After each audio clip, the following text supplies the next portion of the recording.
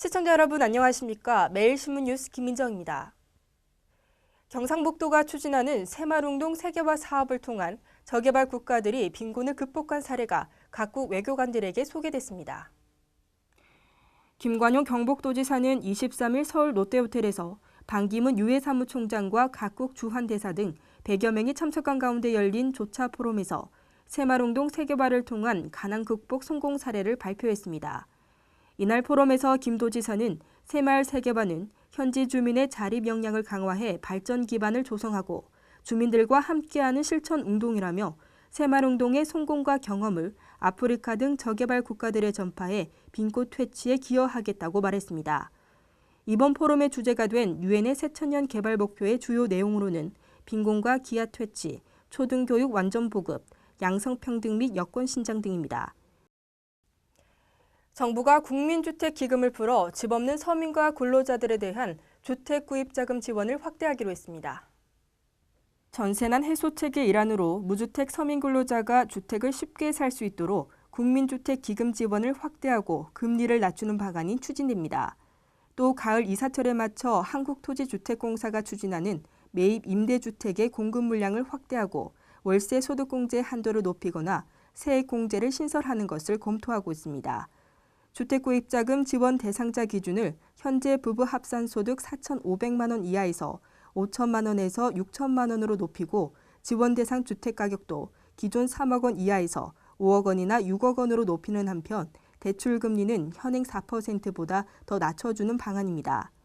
정부는 또 월세 세입자들의 소득 공제액을 현재 300만 원에서 500만 원으로 올려 부담을 덜어주는 방안도 검토하고 있습니다. 정부는 이 같은 내용의 전 월세 종합대책을 마련해 오는 28일 당정회의를 거쳐 발표할 예정입니다. 스마트벤처 창업학교가 비수도권에서는 처음으로 대구에서 문을 열었습니다. 대구시와 중소기업청은 대구 동대구 벤처밸리 내 대구 경북세관에 있던 건물에 스마트벤처 창업학교를 마련하고 개교식을 가졌습니다.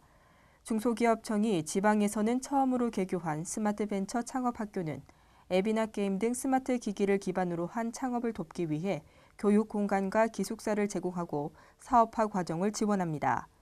중기청은 개교와 함께 49개 팀 8명의 제1기 입교자를 선발해 본격적인 창업 지원에 나섭니다. 추석이 한 달 앞으로 다가왔는데요. 최근까지 폭염과 가뭄으로 과일 작황이 나빠졌습니다. 수확이 줄고 가격이 급등하면서 추석을 목돈에 둔 농민과 소비자 모두 울상입니다. 올여름 긴 장마와 폭염으로 과일 작황이 부진해 추석 제수 비용 부담이 커질 것으로 우려됩니다.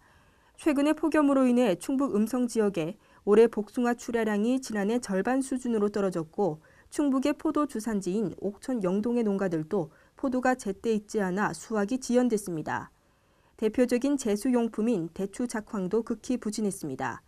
감 주산지인 옥천과 영동은 전체 감나무 가운데 20%가 올봄 한파로 동사했습니다. 제수용 과일의 작황 부진은 추석을 앞둔 소비자들에게도 큰 부담으로 작용하고 있습니다. 산지 생산량 감소로 가격이 급등했기 때문입니다.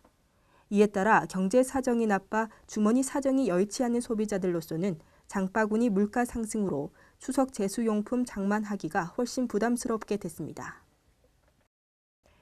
최근 냉수대와 적조로 인해 수산물 소비가 위축되고 있는 가운데 서울에서 포항물의 홍보 시식회가 열렸습니다.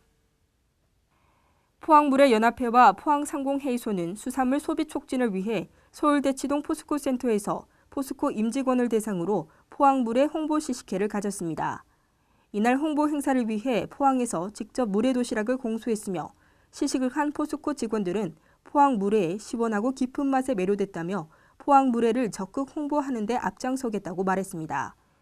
이에 앞서 지난 13일에는 서울시 정부종합청사와 세종청사에서 열린 국무회의에서도 포항 물회 도시락을 선보이기도 했습니다. 한편 포항시는 지난해 포항 물회 지리적 표시 단체 표장 등록을 했으며 지속적인 품질 관리 등을 통해 포항시의 먹거리 특화 산업으로 발전시킬 예정입니다. 계절이 여름과 가을 사이에 들면서 이제는 아침과 밤 공기가 확실히 선선해졌는데요. 당분간 낮에는 덥고 아침 저녁으로는 선선한 날씨가 이어지겠습니다. 대구 경북 낮 최고 기온은 32도로 어제와 비슷하겠습니다. 이상으로 8월 26일 매일신문 뉴스를 마치겠습니다. 시청해주신 여러분 감사합니다.